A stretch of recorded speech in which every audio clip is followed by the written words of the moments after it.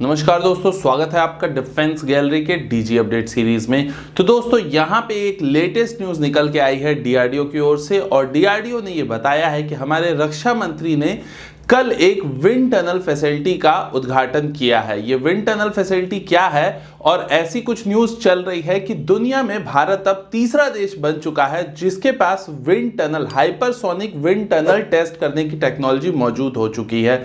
भारत तीसरा देश बना है। इस पे डिबेट है, इस पे भी डिस्कस कर लेंगे। तो पहले बात कर लेते हैं विंड टनल फैसिलिटी है क्या ये। तो बेसिकली दोस्तों, जब भी आप एक हाइपरसोनिक इंजन बनाते हैं तो वो काम करता है रैमजेट इंजन पे।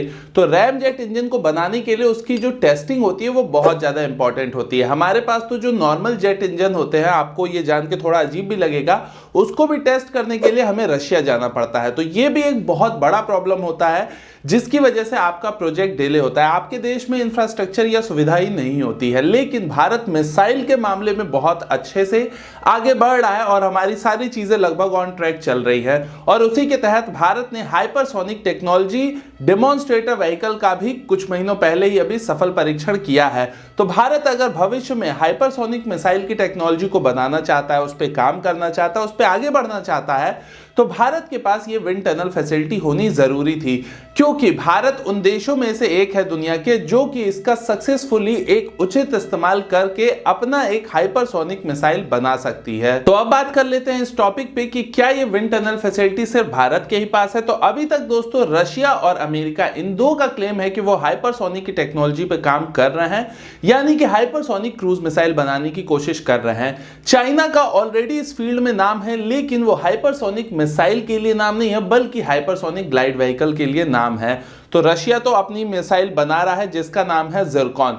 अमेरिका भी ट्राई कर रहा है पर अभी तक सक्सेसफुल नहीं हुआ है। पर चाइना की ऐसी कोई मिसाइल का नाम फिलहाल अभी तक हम आप नहीं जानते जिसे कि एक हाइपरसोनिक क्रूज मिसाइल कहा जाए। चाइना के पास हाइपरसोनिक ग्लाइड व्हीकल जरूर मौजूद है, लेकिन उसके लिए इस तरह की विंड टनल फैसिलिटी की जरूरत नहीं है, क्योंकि विंड टनल फैसिलिटी में आप इंजन टेस्ट कर रहे हैं यहां पे, न कि अपने वॉरहेड को टेस्ट कर रहे हैं। तो इस नजरिए से अगर देखा जाए तो भारत दुनिया का थर्ड देश ऐसा बन चुका है जिसके पास हाइपरसोनिक मिसाइल के इंजन, ध्यान रखिएगा, इंजन, हाइपरसोनिक मिसाइल के इंजन को टेस्ट करने के लिए विंड टनल की फैसिलिटी मौजूद है।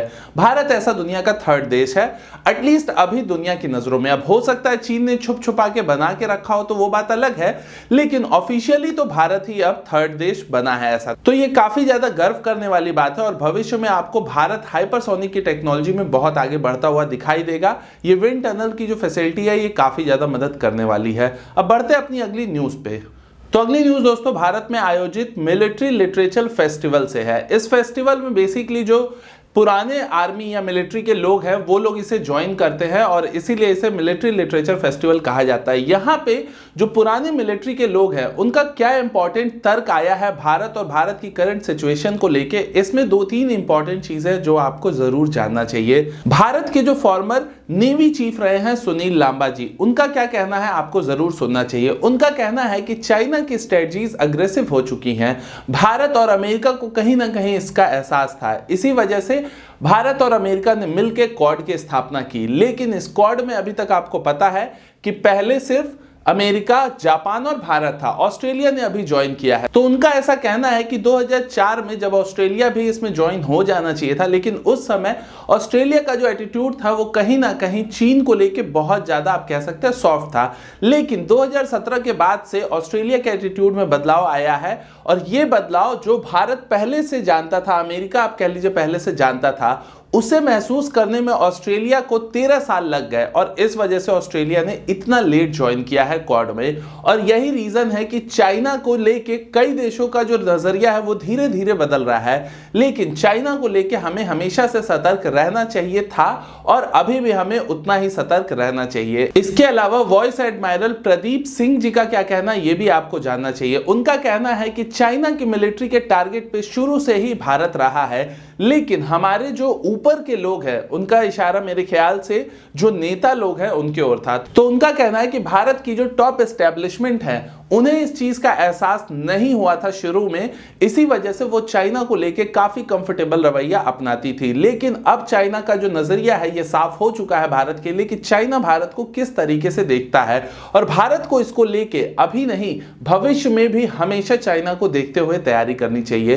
तो ये लोग दोस्तों पुराने रह चुके हैं फोर्सेस में, और ये लोग काफी अच्छे तरीके से चीजों को समझते हैं, जानते हैं कि किस तरीके से चीजें पहले थी और किस तरीके से अभी है। तो इनका सजेशन उम्मीद करता हूं सरकार के लिए काफी मायने होगा, और भविष्य में दुनिया के बाकी देश भी जो होंगे वो इन चीजों को देख के बहुत कुछ सीखेंगे, स्पेशली चाइना को लेके। अगली न्यूज पे बढ़ते हैं जो कि पाकिस्तान से है। पाकिस्तान को लेके मैंने कुछ दिनों पहले भी आपको बताया था कि पाकिस्तान से ऐसी खबर आ रही है कि पाकिस्तान भी इजराइल को मान्यता दे सकता है। लेकिन यहां पे आज पाकिस्तान के प्रधानमंत्री यानी कि इमरान खान ने ये क्लियर कर दिया है कि पाकिस्तान इजराइल को तब तक कोई मान्यता नहीं देने वाला है जब तक कि इजराइल जो है वो फिलिस्तीन है उसको एक स्टेट के रूप में कोई एफिलिएशन ना कर दे, या उनके जो लोग हैं उनकी कोई गारंटी नहीं लेता है। तो उनके लिए जब इजराइल कुछ कर देगा उसके बाद ही इजराइल को पाकिस्तान मान्यता देगा, ऐसा पाकिस्तान के पीएम का कहना है। और उनका यह भी कहना है कि ये जो अफवाह उड़ रही है ये बेसिकली इंडिया उड़ा रहा है।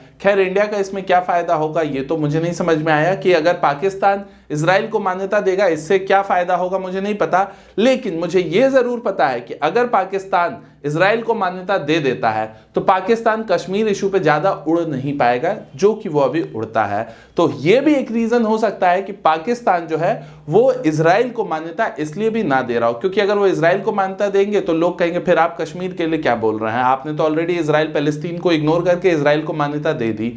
तो ये भी एक रीजन हो सकता है कि पाकिस्तान इजराइल को चाह के भी मान्यता ना दे पाए, क्योंकि बहुत बार ऐसा सुनने में आया है कि पाकिस्तान के कुछ लोग ऐसा चाहते थे कि इजराइल के साथ मान्यता दे दे, रिलेशन अच्छे करे पाकिस्तान, क्योंकि इजराइल डिफेंस के फील्ड में पाकिस्तान की मदद कर सकता है, इसलिए कुछ लोग चाहते हैं पाकिस्तान में। लेकिन मुझे नहीं लगता कि जब तक कश्मीर इशू है पाकिस्तान के लिए तब तक वो ऐसा कर पाएंगे। तो अगली बहुत बड़ी न्यूज ये है दोस्तों कि अमेरिका के F-35 को आपने बहुत बार सुना होगा, यूट्यूब पे वीडियोस देखे होंगे आपने F-35 वर्सेस S-400। लेकिन यहां पे लॉकहीड मार्टिन ने एक्चुअल में ऐसा एक टेस्ट किया है जिसमें कि उसने F-35 और S-400 को आमने सामने रखा, जो कि अभी तक का आप कह सकते हैं पहली ऐसी कोई घटना है जिसमें इस तरह की कोई न्यूज बाहर आई है। और इसमें लॉकहीड मार्टिन का क्लेम है कि F-35 ने सक्सेसफुली किल कर दिया है S-400 को। हालांकि ये अटैक डायरेक्टली F-35 ने नहीं किया, लेकिन F-35 ने ही यहां पे सबसे बड़ा मेजर रोल प्ले किया है।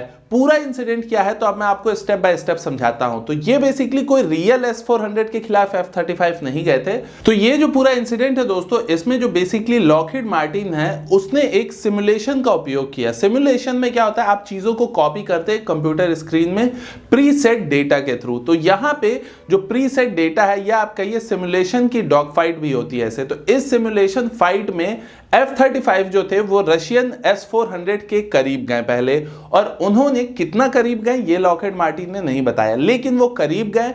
और वो तब तक करीब गए जब तक कि उन्होंने S-400 का जो लोकेशन है वो ट्रैक नहीं कर लिया। उन्होंने पहले F-35 जो थे उन्होंने S-400 की लोकेशन ट्रैक की, और उसके बाद उस लोकेशन को उन लोगों ने यानी कि F-35 ने अमेरिका के ग्राउंड बेस पे मौजूद M142 हिमार्स का यहां पे मतलब हुआ high mobility artillery rocket system. Basically ये एक आर्टिलरी रॉकेट सिस्टम है जैसा कि भारत में पिनाका है। तो अब आपको क्लियर हो गया होगा। तो इस हिमार्स सिस्टम को उन F-35 ने डेटा भेजा, और उसके बाद इन हिमार्स सिस्टम ने, क्योंकि इनकी जो रेंज है मिसाइल की वो बहुत ज्यादा है, ये 300 किलोमीटर दूर तक अटैक कर सकते हैं। तो इनके पास जब वो डेटा आ गया तो उसके बाद ये हिमार्स सिस्टम इतना पास गए S-400 के कि जहां से वो सेफ रहते हुए S-400 पे मिसाइल को दाग सके, और इन्होंने फिर धुआंधार रॉकेट लॉन्च करना शुरू कर दिए सारे के सारे S-400 पे, और उसके बाद वहां पे जितने भी S-400 मौजूद थे उन्हें नष्ट कर दिया गया। अब यहां पे ये भी क्लियर नहीं है कि जब इन हिमार्स ने मिसाइल्स दागी तो फिर क्या S-400 जो था उन्होंने कितनी मिसाइल्स को रोका और कितने को मारा। पर मुझे लगता है ऐसा तो पॉसिबल ही नहीं है कि S-400 को आप डायरेक्टली बच्चे की तरह जाके मार दो। तो ऑब्वियस है कि S-400 ने बहुत सारे हिमार्स के रॉकेट को आप कह सकते हैं रोक दिया होगा, उन्हें इंटरसेप्ट कर दिया होगा। लेकिन क्योंकि आप यहां पे एक साथ बहुत सारे रॉकेट्स को लॉन्च कर रहे हैं, तो उस केस में S-400 में मिसाइल्स लिमिटेड होती है, लेकिन आपके पास ज्यादा मिसाइल्स होंगी या रॉकेट्स होंगे, तो उस तरीके से आप एक तरीके से कह सकते हैं S-400 को मार सकते हैं। लेकिन अब इसमें किस हद तक सच्चाई होगी, F-35 एक्चुअल सिचुएशन में S-400 के कितना पास जा सकता है, क्या S-400 तब तक F-35 को ही डायरेक्टली ट्रैक करके नहीं मार सकता है, क्योंकि S-400 को नाम ही आप कह सकते हैं स्टेल्थ किलर दिया गया था, और ये स्पेशली F-35 के लिए ही रशिया ने किया था। तो ये सब कुछ तो रशिया का दावा था, और यहां पे अमेरिका का दावा ये है कि उन्होंने S-400 को ट्रैक करके मार दिया है। तरीका उसमें उन्होंने F-35 और हिमार्स ये दोनों ही सिस्टम का यूज किया, पर इन दोनों को यूज करके भी क्या इतना आसान है कि आप S-400 जैसे एयर डिफेंस सिस्टम को मार दे रहे हो और आपका कोई भी F-35 नुकसान नहीं हो रहा है? मुझे तो विश्वास करना थोड़ा टफ लगता है, लेकिन खैर ये एक सिमुलेशन फाइट है, तो इसको बहुत सीरियसली नहीं लिया जा सकता। तो अगली न्यूज यहाँ पे पाकिस्तान के ग्वादर पोर्ट से है। इसके बारे में आपको जानना जरूरी है, क्योंकि पाकिस्तान हमारा पड़ोसी दुश्मन है और चाइना भी वही है। तो ये लोग ग्वादर पोर्ट पे क्या करते हैं, ये हमारे लिए जानना इंपॉर्टेंट रहता है। तो ग्वादर पोर्ट पे बेसिकली चाइना अब क्या कर रहा है, चाइना का कहना है कि जो उसके लोग हैं, जो उसकी मशीनरी है, जो उसके इक्विपमेंट्स हैं, उन सबको सुरक्षित करने के लिए चाइना जो है वो ग्वादर पोर्ट नहीं, पूरी की पूरी ग्वादर सिटी, जिसको उन्होंने ग्वादर सिटी का नाम दिया है, वो बहुत बड़ा एरिया है, इसमें बलूचिस्तान के बहुत सारे गांव हैं, उसको ये पूरी तरीके से घेर देंगे। और वहां पे जो आम लोग हैं उनके लिए सिर्फ एक ही एंट्री और एक ही एग्जिट होगा, बाकी अलग अलग जो एंट्री एग्जिट होंगे उसको सिर्फ चाइना के लोग वहां पे यूज करेंगे। जो वहां बलूचिस्तान के लोकल लोग हैं वो लोग उसे यूज नहीं कर सकते। तो अब आप इससे समझ सकते हैं कि एक तरीके से उस जगह पे रह रहे लोगों के लिए ये एक जेल सा बन जाएगा, क्योंकि वो लोग जहां से एंट्री और एग्जिट करेंगे वहां पे भी चाइना की फोर्सेस पर्याप्त मात्रा में मौजूद रहेंगी। हालांकि ऑलरेडी ग्वादर में बहुत सारे चाइना के लोग मौजूद हैं, लेकिन चाइना आप समझ सकते हैं कि ये एक 10 फीट का हाइट का एक फेंसिंग बनाएगा। आम पब्लिक वहां पे आएगी जाएगी चाइना के परमिशन के हिसाब से। तो चाइना एक्चुअल में कर क्या रहा है, यहां पे साफ आप देख सकते हैं कि चाइना जो है उस पूरे ग्वादर सिटी वाले एरिया को वहां पे अपने लोगों को रख रहा है, उनकी आबादी बढ़ाएगा, और भविष्य में वो पूरा का पूरा, आप कहिए भविष्य क्या, अभी ही वो कब्जा हो चुका है चाइना का। पाकिस्तान अब उसमें कुछ भी नहीं कर सकता, और उसको पूरा घेर के वहां के जो रेसिडेंट लोग हैं उनको भी प्रताड़ित करके आज नहीं कल 5 साल 10 साल बाद वो लोग भी वहां से गायब हो जाएंगे। तो बेसिकली ये चाइना का प्लान नहीं है, ये चाइना एक्चुअल में पाकिस्तान में कर रहा है। और अब भविष्य में आप कहिए कि चाइना इसको, अभी जो है वहां पे चाइना के मरीन कॉर्प्स हैं, कुछ जो नेवी के चाइना के हैं लोग वो मौजूद हैं, लेकिन भविष्य में आपको दिखाई देगा कि चाइना की फुल फ्लेज्ड मिलिट्री बेस यहां पे आपको बनती हुई दिखाई देगी, जहां पे एयरफोर्स भी हो सकता है मिल जाए आपको, चाइना की आर्मी भी मिल जाए, और नेवी तो ऑलरेडी खैर है ही। तो ये बेसिकली चाइना का प्लान है, जिसमें पाकिस्तान चाहे ना चाहे वो तो कुछ कर ही नहीं सकता, लेकिन उम्मीद है कि भारत इसे बहुत ध्यान से देख रहा होगा, और इसके खिलाफ हमारी जो भी रणनीति होगी वो हमारी सेना जरूर तैयार कर रही होगी। अभी के अपडेट के लिए इतना ही दोस्तों। आप चैनल पे नए हैं तो सब्सक्राइब जरूर करेगा और बेल आइकन को भी प्रेस करेगा, क्योंकि बहुत बार ऐसा होता है कि वीडियो की नोटिफिकेशन लोगों तक पहुंचती ही नहीं है। मैं मनीष मिलता हूं आपसे अगले वीडियो में, तब तक के लिए आपके कोई सुझाव हो कमेंट में लिखिए। नमस्कार, जय हिंद।